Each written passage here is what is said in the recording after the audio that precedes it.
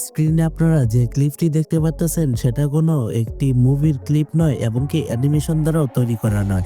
Steve jobs যা অ্যাপেলের তৈরি, যা কেউ কখনোই কিনতে পারবে না। এখন কথা হচ্ছে গিয়ে এই জেলের হেডকোয়ার্টারটিকে বানানোর জন্য কিন্তু 200 কোটি টাকা খরচ হওয়ার কথা ছিল, সেখানে খরচ হয়েছে 500 কোটি টাকা। এই অ্যাপেল পার্কে কিন্তু অনেক ইন্টারেস্টিং জিনিসপত্র আছে এবং কি আপনারা একটা জিনিস জানলে অবাক হবেন যে 40টা মাঠের সমান এই একটি পার্ক। এটাকে আপনারা হাই ফিউচারিস্টিক সিটিও বলতে পারেন, কারণ এখানে জীবনযাপনের জন্য সকল কিছুই রয়েছে। তাছাড়া চিকিৎসার জন্য হসপিটাল এবং কি স্বাস্থ্য ভালো রাখার জন্য জিম, এছাড়া রয়েছে রেস্টুরেন্ট, আরো অনেক কিছু।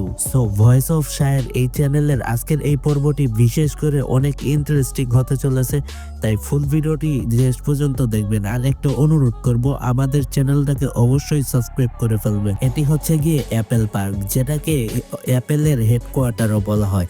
এটির অবস্থান হচ্ছে গিয়ে যুক্তরাষ্ট্রের ক্যালিফোর্নিয়া রাজ্যে। 2017 সালে নির্মাণাধীন অবস্থায় কিন্তু এই অ্যাপেল পার্কটিকে চালু করে দেওয়া হয় কর্মীদের জন্য। এটার গবেষণা এবং উন্নয়ন সুবিধা মাত্র 2000 মানুষের জন্য।